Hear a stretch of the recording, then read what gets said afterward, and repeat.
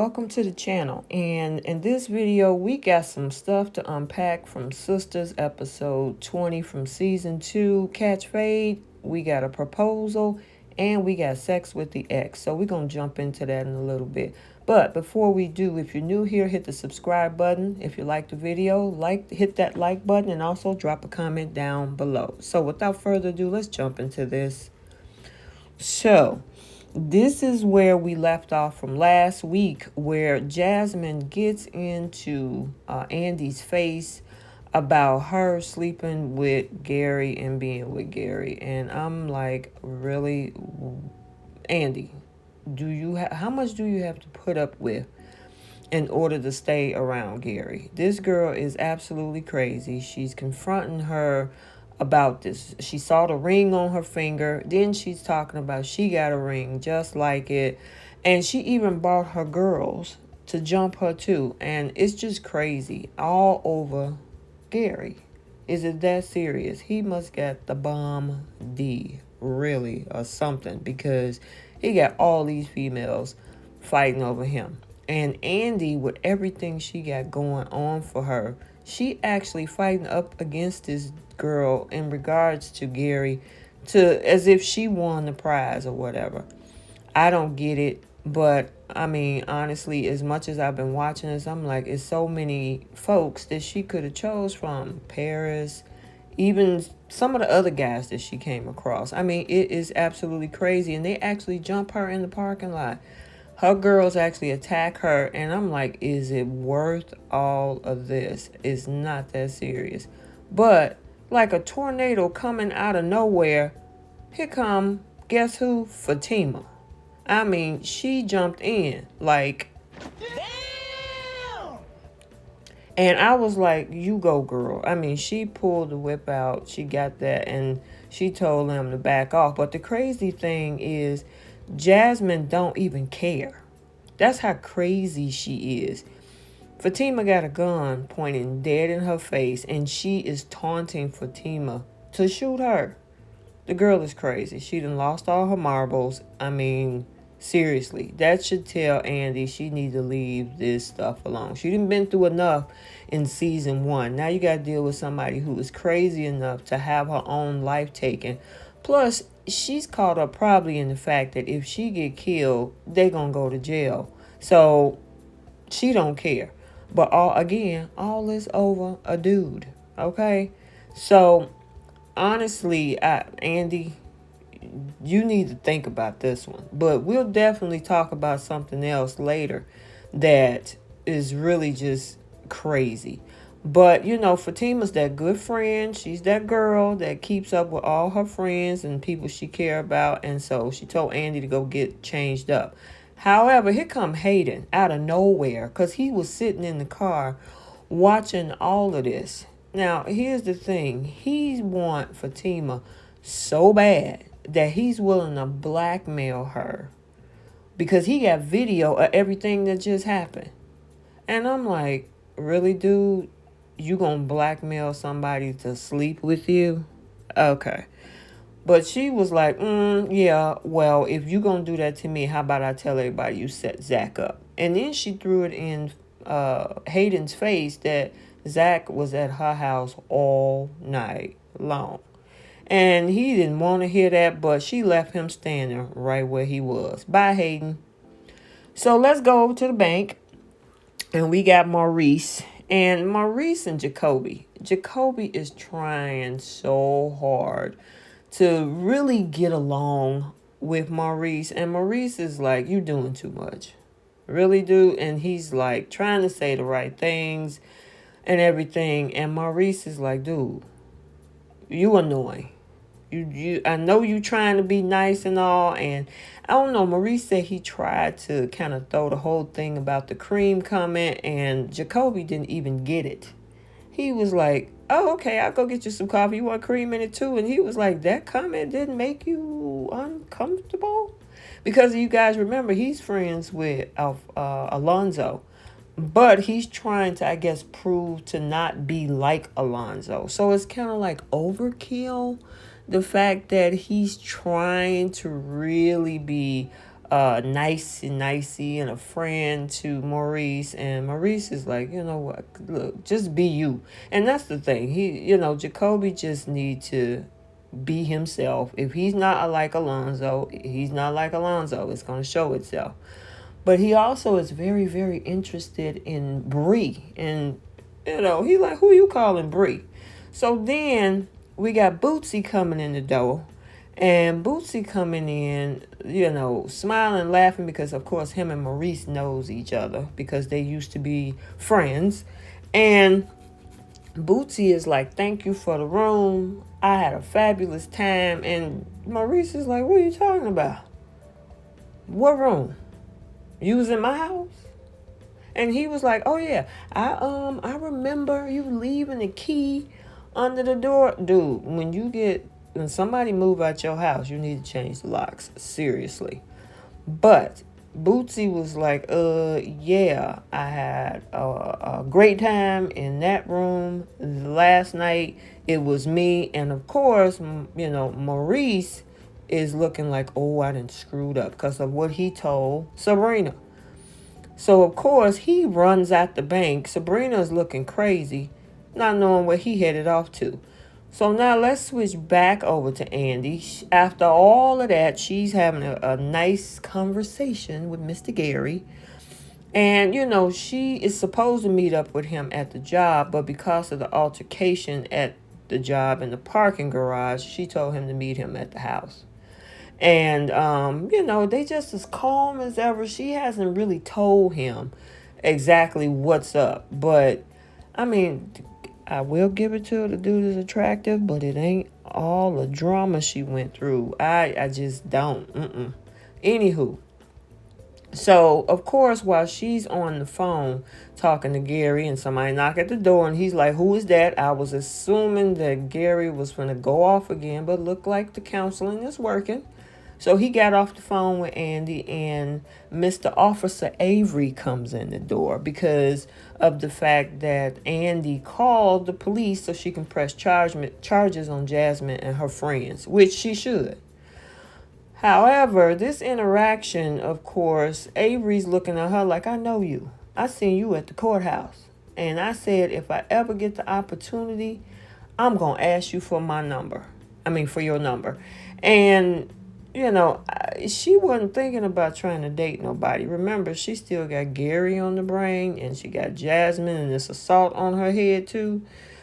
However, Mr. Avery was trying to shoot his shot. He was really trying to go in, and she looking at him like, and I'm looking like, what? Bro, what are you talking about? Because he spotted that ring on her finger after he thought she was married, and he still asked for her number. Now, granted, do I think Andy needs to find somebody else? Yes, but he don't know the situation. She got a ring on her finger, and he's still asking for her number. So, I would be giving Mr. Avery, or I should say Officer Avery, the side eye on that one because, he's still hitting on her after he knows that somebody got a whole nother dude. So are you trying to be the side dude or what are you trying to do here, Mr. Officer Avery? But she took his number anyway, and he's definitely kept asking, you okay? Are you okay? And she's like, I'm fine. And she was glad to put him out. So let's go back over to Maurice's place. And Calvin is sitting there pissed because he's still thinking about that whole interaction between him and Sabrina and that message she left on that phone. So Calvin comes in all coy like and like, oh, what are you doing here? And she was like, Calvin was like, what you tell that girl? And he was like, well, and he was dancing around it. And so Calvin was like, did you tell that girl I was gay? And he was like, yeah, but I thought it was you in the room last night. Calvin was like, I wasn't even here last night. I didn't even come home. And honestly, Maurice should have found out the facts before he went trying to, tell Sabrina what he thought he knew. But Calvin was pissed. And he was like, you need to go tell that girl. And he was like, at the same time, I ain't talking to her either. Calvin know he wants Sabrina, and Sabrina know she won't Calvin. They just can't get it right, and I wish they would. And maybe, no, maybe they will, maybe they won't. We have to see where Tyler Perry takes this. But yeah, Calvin told him, you need to go fix this. So Maurice went back to the office where he ran into Sabrina, and Sabrina is like, he could have told me he was gay, and I don't know why he didn't tell me. He should have been honest, and blah, blah, blah, blah, blah. And Maurice is like on pins and needles because he know he screwed up. And so he was like, okay, let me frame this. I'm going to tell you a story, and this story is about a guy who was a friend of mine, and he came to my house, and he finally got it out that it wasn't Calvin. It was Bootsy. And Sabrina looking at him like, what do you mean? Bootsy. It wasn't Calvin in that room the other night? And he like, no. And so he is like, again, on pins and needles. He knew he screwed up. Again, he should have got the facts first before he went and told Sabrina what was going on. And you can tell by Sabrina's face, she was not happy listening to this story, as she should not be, because she went off and left that crazy message. Now, on the other tip, she probably should have had a conversation with Calvin before listening to Maurice and find out the truth. She just automatically jumped up and believed Maurice. And of course, now she feeling some kind of way about herself. Now she running out looking for somebody to talk to. And I'm thinking she was going to go and find Calvin to talk to. And in the meantime, Maurice thinking he about to get cut. So now we at the airport, and Zac is fussing with Danny about her talking to Karen. And she's like, I ain't talking to Karen. You need to talk to Karen. And he's mad that, and honestly, Zac, if you're going to have this conversation about this credit card fraud, you need to talk to Karen yourself. You don't need a third party. And look who shows up. Sabrina, I thought she was going to talk to Calvin to straighten this out. She go and find Danny so she can put all of her woe is me and I'm sorry on Danny instead of talking to Calvin, which I just think that was not a good move. That's where you should have went, Sabrina. However, Sabrina ended up talking to Danny, and Danny is sitting up there like, what do you want? We dealing with Andi. We got to deal with one thing at a time. And now you got some issues you bringing on my plate too. And so she brought up the whole thing about Calvin and what happened in the room at Maurice's house. And of course, Danny thought, oh, yeah, well, I told you he was gay. And she was like, no, it wasn't him. It was one of Maurice's friends. And I screwed up and I messed up and woe is woe, woe, woe, woe, woe. And Danny was like, you know what, I'm sick of hearing this. I ain't got time for this nonsense. You need to leave Calvin alone. Leave him alone. And honestly, Sabrina do. I mean, if she know that she don't want a man who, is like a Calvin, then she need to find and deal with Jacoby or somebody else. She can't keep going back and forth with him. So I agree with Daddy. Leave him alone. So now at Karen's shop, we see Karen and Aaron, and he's bringing her roses, and she's all smiles and everything because she thinks she done found the one. She done found her person. He giving foot massages, and they talking about going out to dinner later. And yeah, this is about to change in a matter of about another 180 seconds. Anywho. But, I mean, she's like, Aaron this, and oh my God, and we so wonderful, and we gonna go eat, and we gonna spend time, and I'm so happy, and yeah. And poor Aaron, I'm looking at him like he's just doing his best. Now, granted, he came from a situation that was not so viable, dealing with coming out of an ex and situation like that, but, yeah. So, she's like, oh, yes, we're just so happy and we so great. Well, guess who walks in the door? Zac. Because Zac decided finally, since Danny ain't going to talk to Karen, I'm going to talk to Karen.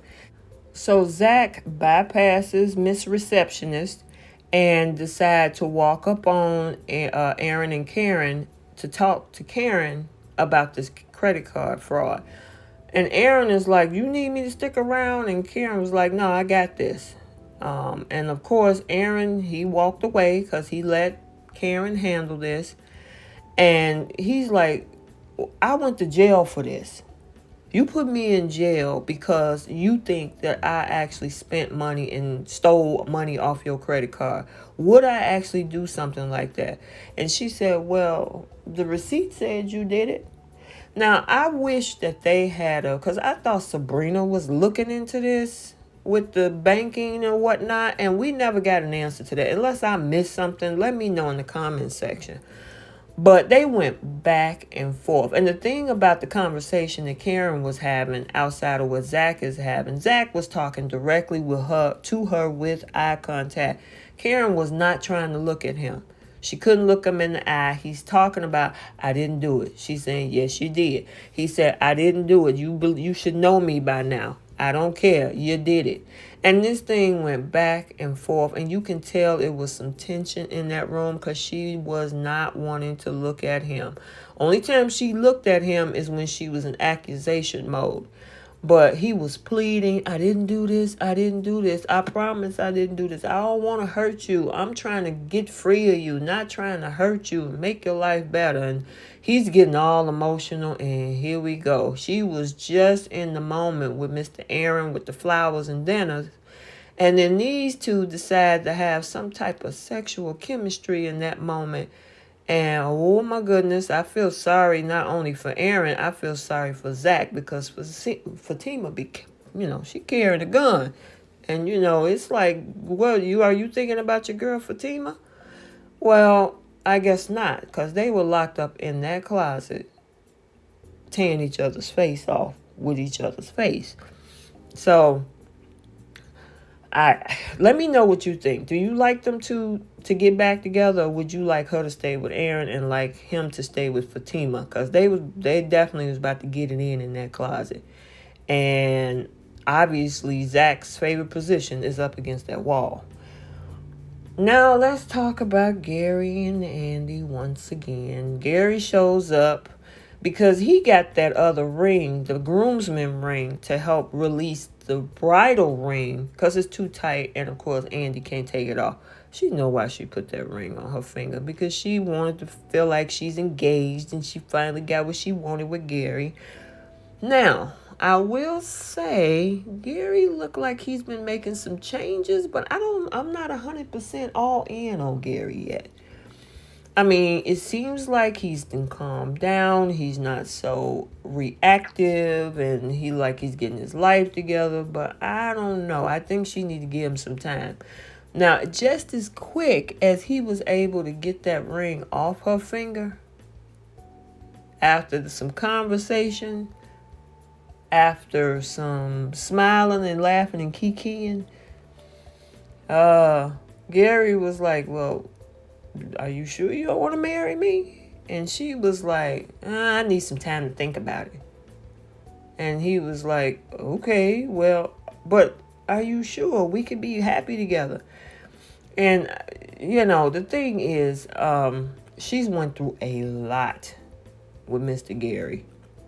I mean, he's in counseling. Let that man do some counseling. Let him do some counseling. Let him get his thoughts together. Let him get his life together. But as quick as she put that ring off her finger, you can tell by her facial expressions, because he was telling her everything she wanted to hear about not moving in the country, and she don't want to have kids right now, and everything that she don't want, he agreed to it. Everything she wanted, he agreed to it. So is he being legit? I don't know. His track record don't say that. Is he being fake and phony? I don't know. It looks like he's changing. So we'll have to see. But he was definitely schmoozing it on really well. And of course, when you put a little bit of wine and alcohol into the mix, anything can go either way. And with Gary, it meant proposing again and her accepting that ring, and now she's going to be possibly wife number 3. And she even mentioned that to him. You want me to be wife number 3? Yeah, Andy, that's what you would be. And remember, Jasmine is still out there. So unless the Officer Avery catch up with them, you're going to be in the shadows of Jasmine out there. So I don't know. Let me know what you think, guys. Do you think that this could work? I know obviously drama comes with Gary, but we'll definitely see what happened with those two in this proposal. So guess who's coming back to Karen's salon? Aaron. You know why? He left his phone. And boy, what did he walk up on? Because now, if you notice, it's late. So that Karen and Zac been in that closet for a while. And Miss Receptionist is trying to keep him from coming in. And he's about to find out why. Because he thinks they're fighting. Because there's a lot of ruckus and bumping and noises is going on. And he walked in with Zac having her pinned up against the wall, giving it to her right. And she did not expect Aaron to come back to catch them. And you can tell by the look on their face, they were getting it in. They were right in the middle. And Karen is in for it with Aaron. But this right here is what Zac is going to have to worry about when Fatima find out about what he did with his ex. So I hope you enjoyed this video. Let me know. Like, comment, and subscribe. And we'll see you soon.